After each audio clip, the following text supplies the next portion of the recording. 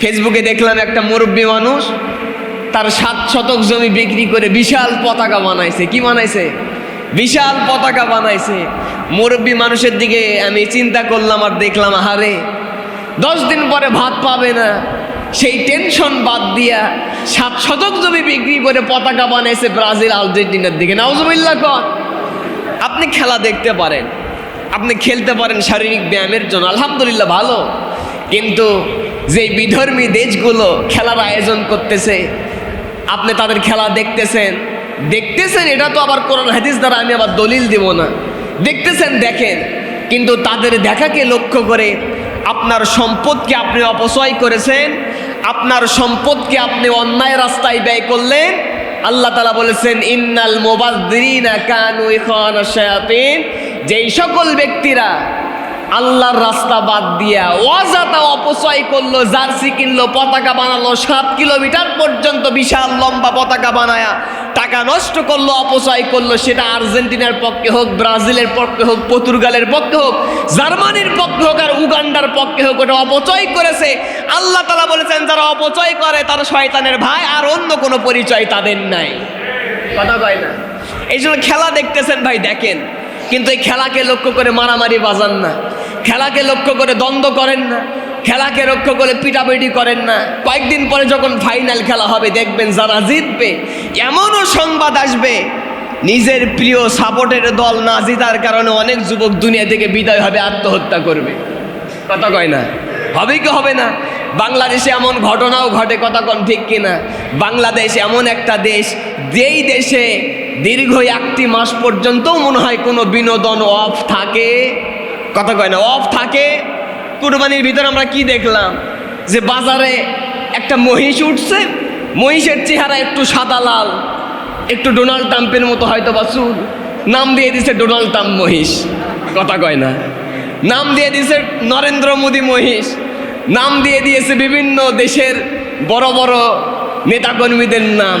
হ্যাঁ, ভালো কথা, ইহুদি নাসারা খ্রিস্টানদের মেইন তারকাদের নাম দিয়ে ডোনাল্ড ট্রাম্প মহিষ বের হলো, ডোনাল্ড ট্রাম্প গরু বের হলো। কিন্তু এগুলো কি আমাদের জন্য উপকারী ভাই? কথা বলেন, উপকারী? এখন ডোনাল্ড ট্রাম্পকে তো কুরবানিও দেওয়া যাবে না, কুরবানি দিলে ক্ষমতা নড়বর, এই জন্য তারা চিড়িয়াখানায় রাখে দেওয়া হয়েছে। কথা কন ঠিক কিনা? বাংলাদেশ আজব একটি দেশ। আল্লাহ তাআলা যেন আমাদেরকে ওই রকম অপচয়কৃত আমাদের ব্যয়ভার থেকে আল্লাহ তাআলা যেন আমাদেরকে হেফাজত করেন। সকলে বলেন আল্লাহুম্মা আমিন। আমরা লক্ষ্য করে দেখেছি বাংলাদেশের ভিতরে আমরা যে সকল অবস্থানে আছি, এই বর্তমানে এই খেলাকে নিয়ে ভবিষ্যতে আমরা কেউ দ্বন্দ্ব করব? কথা বলেন, দ্বন্দ্ব করব? সে ব্রাজিল হোক, আর্জেন্টিনা হোক, সে যে কোনো দল হোক, নিজেদের এলাকার ভিতরে কোনো দ্বন্দ্ব করব না, নিজেদের ভিতরে কোনো তর্কাতর্কি করব না, সে যে সাপোর্টার হয় হোক। কিন্তু এর ক্ষেত্রে একটা হাদিস বলা দরকার। কিছুক্ষণ আগে পড়তেছিলাম, নবীজির কাছে যা রাজুলুন ইলা রাসূলিল্লাহি সাল্লাল্লাহু আলাইহি সাল্লাম, নবীজির কাছে একজন ব্যক্তি আসলো। আসবার পরে নবীজিকে বলছি, ইয়া রাসূলুল্লাহ, এমন একটা মানুষ সম্পর্কে আপনি আমাকে জানায়া দেন, যেই মানুষ কোনো দলকে ভালোবাসে, কোনো গোত্রকে ভালোবাসে, কিন্তু তার সমপর্যায় পর্যন্ত যাইতে পারেনি। এই ব্যক্তি সম্পর্কে আপনি কি বলবেন? নবীজি এবার ডাক দিয়ে বলতেছেন, ক্বালা রাসূলুল্লাহ সাল্লাল্লাহু আলাইহি ওয়াসাল্লাম, আল মারউ মা মান আহাব্বা, যেই ব্যক্তি দুনিয়াতে যাকে ভালোবাসবে, কিয়ামতের ময়দানে ওই ব্যক্তি তার সাথেই থাকবে। কথা কয় না? দুনিয়াতে যেই ব্যক্তি যাকে ভালোবাসবে, বাংলা একটা কথা আছে, যার সাথে যার মহাব্বত তার সাথে তার কিয়ামত। এই জন্য যদি ব্রাজিলকে মন থেকে ভালোবাসেন, আর্জেন্টিনাকে মন থেকে ভালোবাসেন, একেবারে তাদের জন্য জালমান যদি উৎসর্গ করে দেন, এই ইহুদি নাসারা বেদ্দিনরা কিয়ামতের ময়দানে যদি জাহান্নামে যায়, আপনাকেও জাহান্নামের আসামি হওয়া লাগবে। কথা কোন ঠিক কিনা? সাবধান, দলের সাপোর্টার হন, কিন্তু কিয়ামতের দিন আপনাকে সেই ব্যয় বোঝা বহন করে নিয়ে কিয়ামতের ময়দানে যাওয়া লাগবে।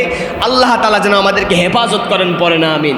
বাংলাদেশে আর একটি বিষয় আমাদের সম্মানিত মাননীয় প্রধানমন্ত্রীর কাছে জানিয়ে দিতে চাই। মগবাজারে একটি প্রতিষ্ঠান আছে আকিজ গ্রুপের, 1990 সালে প্রতিষ্ঠিত আদ্দিন হাসপাতাল। এই হাসপাতালে যে কোনো কিছুর ত্রুটির কারণে 6টা শিশু দুনিয়া থেকে বিদায় হয়ে গেছে।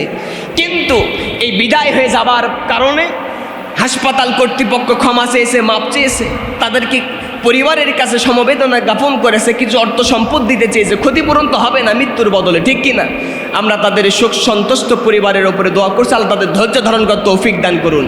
কিন্তু সেটা যখন সরকারের নজরে গেল, আমাদের দেশের মাননীয় প্রধানমন্ত্রীর সমস্ত মানুষদেরকে নিয়ে হোক, তার অনুমতিক্রমে আদ্দিন হাসপাতালকে লাইসেন্স বাজেয়াপ্ত করে দেওয়া হলো।